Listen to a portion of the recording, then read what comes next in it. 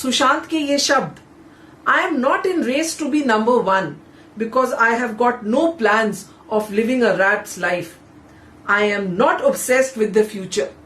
जो इंसान इतना जीवट, इतना कर्मठ, इतना पॉजिटिव था, वो क्यों डिप्रेशन में चला गया? किन लोगों ने उसको डिप्रेशन में जाने के लिए मजबूर किया? किन वजहों से उसने आत्महत्या की? ये मुंबई पुलिस की जवाबदारी बनती है कि वो गहराई तक जाए और सुशांत सिंह राजपूत जैसे वीर योद्धा को न्याय दे।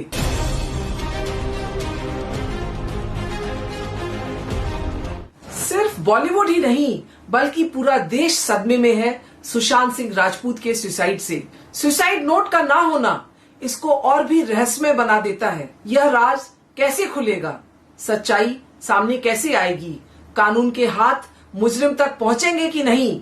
या यह जिया खान और सुनंदा पुष्कर की सुसाइड की तरह एक पहेली बनकर रह जाएगा? आइए समझे सुसाइड का कानून। सुशांत सिंह राजपूत की एक अननेचुरल डेथ हुई है, जो पुलिस के भाषा में हम एक्सीडेंटल डेथ कहते हैं। जब भी पुलिस को पता चलता है कि कोई अननेचुरल डेथ जैसे कि सुसाइड या मर्डर हुआ है, तो police section 174 of the CrPC के तहत एक एक्सीडेंटल डेथ रिपोर्ट फाइल करती है। पुलिस तहकीकात करती है और ये जानने की कोशिश करती है कि जो एक्सीडेंटल मौत हुई है, क्या वो एक गुनाह है या नहीं। कोई मौत एक आकस्मिक मृत्यु है या संगीन जुर्म है, ये पुलिस सिर्फ एक इंक्वायरी और इन्वेस्टिगेशन के बाद ही पता कर सकती है। इन्वेस्टिगेशन और इंक्वायरी का तरीका सेक्शन 174 सीआरपीसी में साफ साफ लिखा है। ये सेक्शन पुलिस को काफी इन्वेस्टिगेटिव पावर्स देती है। पुलिस स्टेटमेंट रिकॉर्ड कर सकती है, किसी को भी पुलिस स्टेशन बुला सकती है, क्राइम की सीन पे जाके सबूत इकट्ठा कर सकती है, फोरेंसिक और पोस्टमार्टम रिपोर्ट्स भी मंगवा सकती है।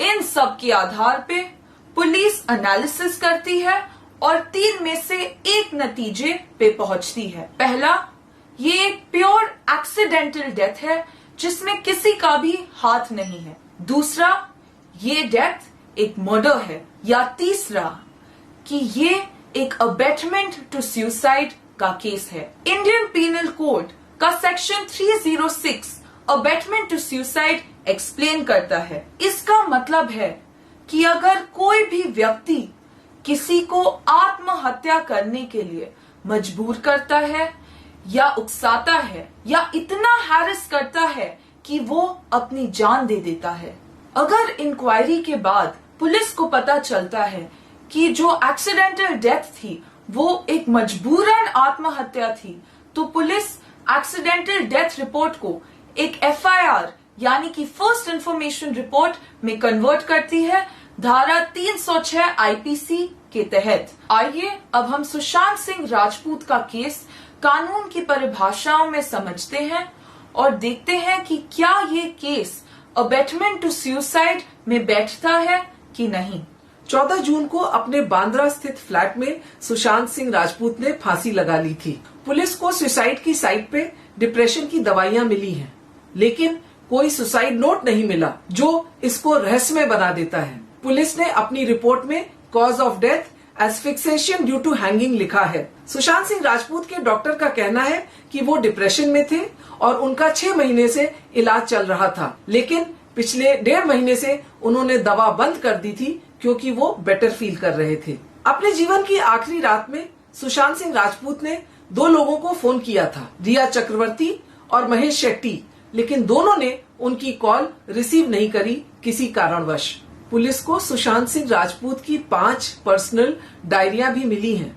पुलिस अब तक सुशांत के कुक, मैनेजर, हाउसकीपर और उनके फादर का स्टेटमेंट रिकॉर्ड कर चुकी है। इस सुसाइड केस में टर्न तब आया जब महाराष्ट्र के होम मिनिस्टर अनिल देशमुख ने ट्वीट किया कि मीडिया रिपोर्ट्स का कहना है कि सुशांत सिंह राजपूत को क्लिनिकल डिप्रेशन था प्रोफेशनल राइवलरी की वजह से, और मुंबई पुलिस इस एंगल की भी तहकीकात करेगी कि क्या प्रोफेशनल राइवलरी ने मजबूर किया सुशांत सिंह राजपूत को सुसाइड करने के लिए। इसी वजह से यशराज फिल्म्स को भी मुंबई पुलिस ने सुशांत सिंह राजपूत के कॉन्ट्रैक्ट को लेकर पुलिस स्टेशन में स्टेटमेंट के लिए बुलाया। रिया चक्रवर्ती से भी मुंबई पुलिस ने 9 घंटे पुलिस स्टेशन में पूछताछ की। एक और नैरेटिव मीडिया में चलाया जा रहा है कि सुशांत सिंह राजपूत इसलिए डिप्रेस थे क्योंकि वो अपनी पहली गर्लफ्रेंड अंकिता लोखंडे को भूले नहीं थे, और ये स्टेटमेंट उनके डॉक्टर ने दिया है।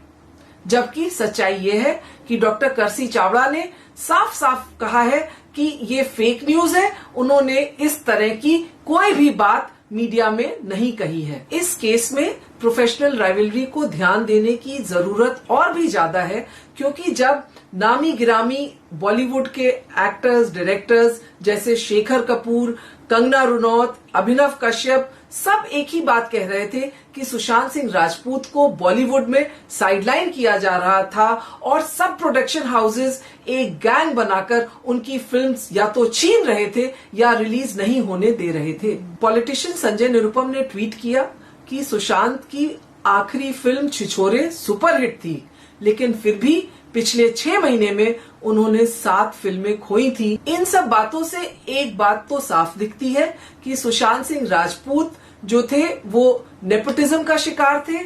बॉलीवुड के इनसाइडर्स उनको बाइकॉट कर रहे थे, उनको हैरेस कर रहे थे, और यह काम अब मुंबई पुलिस का है कि वह सच्चाई तक पहुंचे कि क्या सुशांत सिंह राजपूत की आत्महत्या एक अबेटमेंट टू सुसाइड थी। यह भी इंक्वायर करे कि क्या कोई बॉलीवुड की पावरफुल लॉबी थी, कोई पावरफुल पर्सन था जो सुशांत सिंह राजपूत की फिल्में रिलीज नहीं होने दे रहा था, उनको उनकी फिल्मों से निकलवा दे रहा था, और जिसकी वजह से उन्हें मजबूरन आत्महत्या करनी पड़ी। करण जौहर का कॉफी विद करण भारत का सबसे जाना माना टेलीविजन चैट शो है। बॉलीवुड के सारे सेलिब्रिटीज वहां बुलाए गए हैं, पर सुशांत सिंह राजपूत को करण जौहर ने एक बार भी नहीं बुलाया।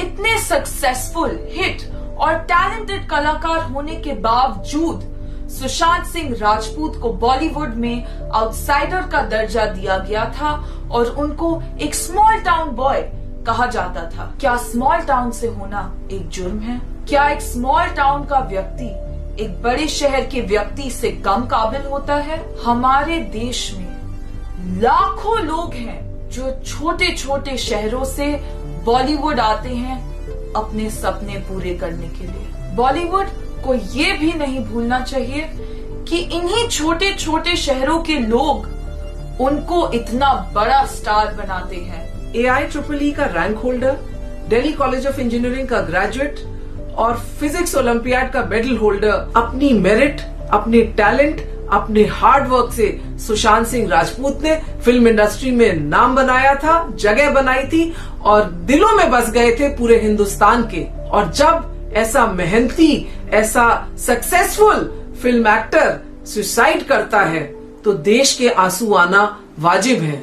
आज अगर लोगों में गुस्सा है, वो गुस्सा सही है और पुलिस को इसकी सच्चाई तक जाना होगा, क्योंकि सुशांत सिंह राजपूत इतना पॉजिटिव इंसान था, जो सपने देखता था, जो टेलीस्कोप से आसमान देखता था, तारे देखता था, जिसकी हैंड रिटन 50 ड्रीम्स की लिस्ट थी, जो पेड़ लगाना चाहता था, जो बच्चों को नासा और इसरो भेजना चाहता था। ऐसा क्या हो गया कि उसका मन टूट गया और वो दुनिया छोड़ के चला गया? ये इतनी सिंपल बात नहीं है। इसकी सच्चाई मुंबई पुलिस को ढूंढनी पड़ेगी।